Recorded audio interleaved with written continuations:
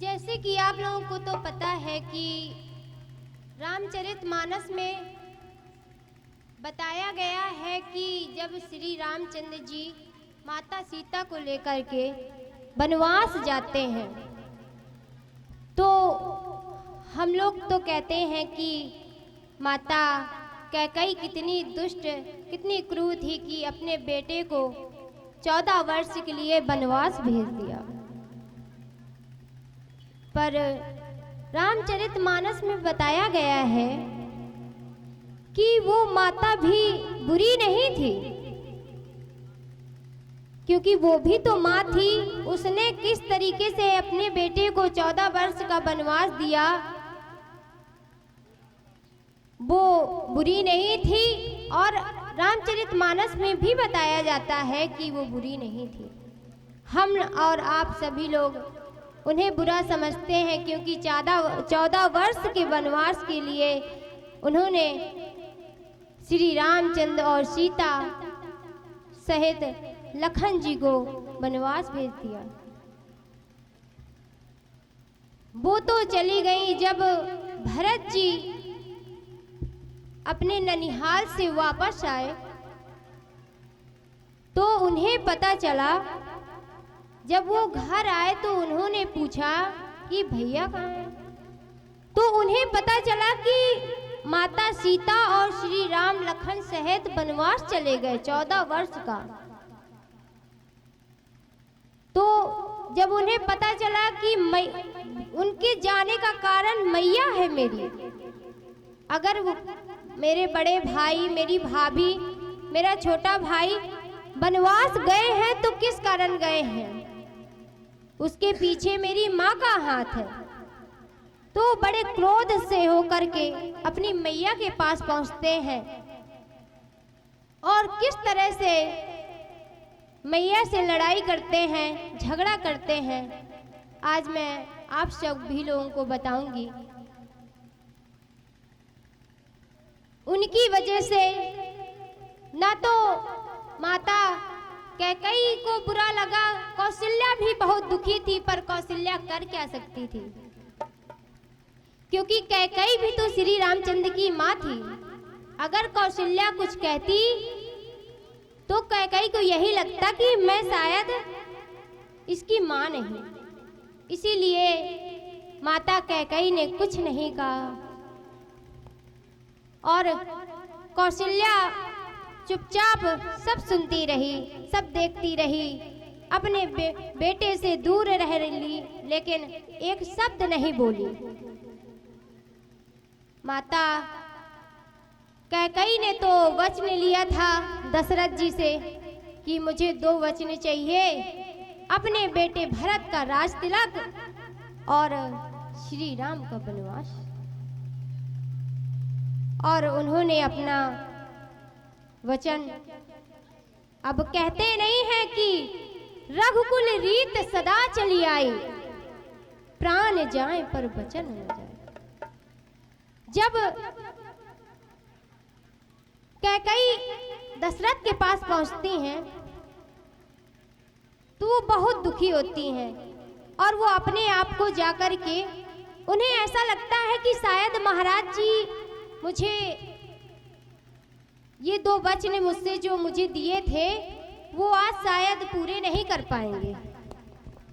वो अपने आप को जाकर के कोप भवन में बंद कर लेती हैं। तो जब दशरथ जी आते हैं महल में तो देखते हैं कि सारा सामान बिखरा पड़ा हुआ है और माता कैकेयी का भी कुछ पता नहीं चलता कि वो कहाँ है। जब पता चला कि दासियों ने बताया कि माता कैकेयी तो अपने आप को कोप भवन में बंद किए हुए हैं।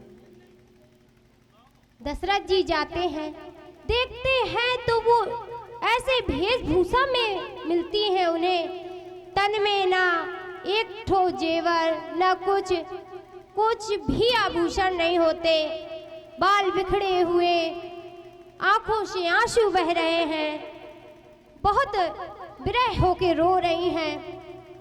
जब महाराज दशरथ पहुंचते हैं तो पूछती हैं कि रानी क्या बात है, और आज तुम ये वृद्ध अवस्था में क्यों बैठी हो? ऐसा भेष तो वही बनाते हैं जिसका कोई ना हो, जिसके पति ना हो, पर तुम्हारा तो भरा पूरा परिवार है, फिर तुम इतने ऐसे भेष में क्यों बैठी हो?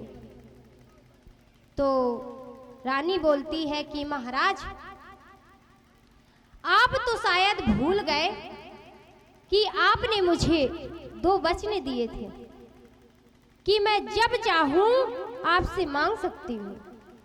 तो दशरथ जी बोले कि हाँ, मैंने तुमसे बोला था, तुम मांगो, मुझसे क्या मांगना है मांगो, मैं दूंगा तुम्हें। तो बोली कि महाराज सोच लीजिए, ऐसा ना हो कि आप बात में मिट जाए। तो महाराज बोले कि नहीं, ऐसी कौन सी बात है कि आज तुम्हें मेरे 2 वचन मांगने की आवश्यकता पड़ गई? तो बोली माता कैकेयी कि आप मुझे 2 वचन जो आपने मुझे दिए थे कि तुम्हारा जब मन हो तुम मुझसे मांग सकती हो, आज वो समय आ गया है कि मैं अपने वो 2 वरदान आपसे मांग सकूं। महाराज बोले बोलो तुम्हें क्या चाहिए, क्या मांगना है? बोली बाद में बदलोगे तो नहीं? तो बोले नहीं, बोलो क्या चाहिए। तो उन्होंने बोला कि मैं अपने बेटे भरत का राज तिलक करवाना चाहती हूँ, और दूसरा वर मेरा अपने बड़े बेटे श्री राम को 14 वर्ष का वनवास देना चाहती हूँ।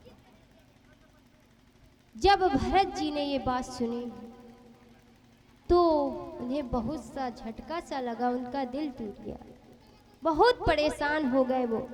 उन्होंने बोला कौशल्या, कैकेयी तूने आज मुझसे क्या मांग दिया?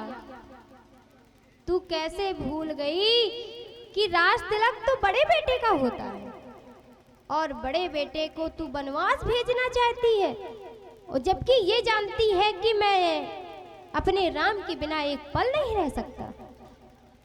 राम हम सबको प्रिय है, तुझको भी इतने प्रिय हैं, तो तू अपने बेटे को 14 वर्ष जंगल में रहने के लिए, वनवास जाने के लिए कैसे बोल सकती है? कैकेयी बोली महाराज, मैंने आपसे पहले बोला था कि आप बाद में मेट मत जाइएगा, बदल मत जाइएगा, कि मतलब अभी आप बोल रहे थे कि तुम जो मांगना चाहती हो मांगो, मैं दूंगा तुम्हें।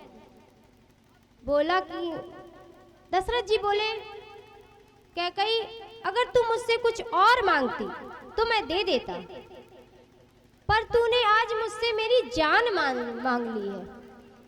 राम मेरी जान है, अगर वो मुझसे दूर हो गया तो मैं इस जीवन में नहीं बचूंगा, नहीं रह पाऊंगा, मैं 1 मिनट जीवन नहीं जी पाऊंगा अपना।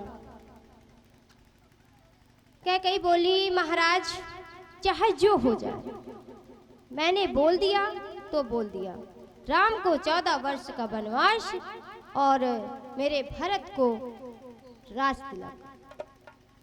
तो कहते नहीं है कि उन्होंने तो बोला कि ठीक है। अब रघुकुल रीत जो उनके हमेशा मुंह से निकला हुआ हर एक शब्द पत्थर की लकीर हो जाती है, उस बात को वो कैसे मेट सकते थे, कैसे बदल सकते थे? जब उन्होंने वरदान ही दिया था तो वो तो कुछ भी मांग सकती थी, और कुछ भी उसने मांग भी लिया। तभी श्री रामचंद्र जी को ये बात पता चलती है, तो वो तैयार हो जाते हैं जाने के लिए वनवास। और माता सीता भी अपने पति के साथ जाने के लिए तैयार हो गई, और लखन जी अपने भाई और अपनी भाभी के प्रेम में इतने लीन थे कि उनसे भी रहा नहीं गया, वो भी चले गए उनके साथ।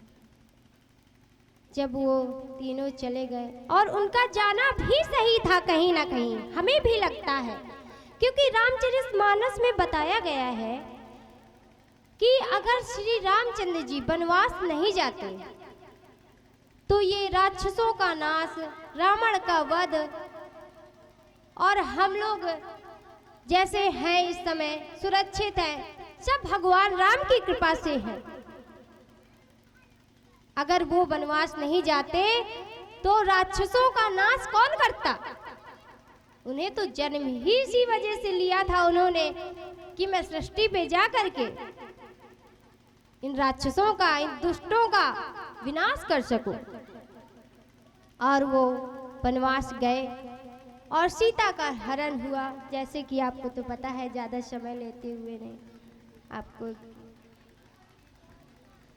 तो जब श्री रामचंद्र जी चले गए वनवास, तो भरत जी जब घर आए, उन्हें पता चला कि ये सब मेरी माता सीता की वजह से, मेरी माता कैकेयी की वजह से हुआ है।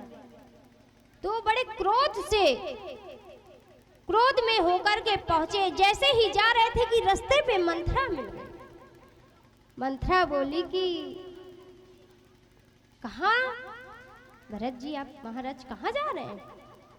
और तो वो बोले कि मेरी मैया कहाँ है? नहीं, मैया नहीं बोले, कैकेयी कहाँ है?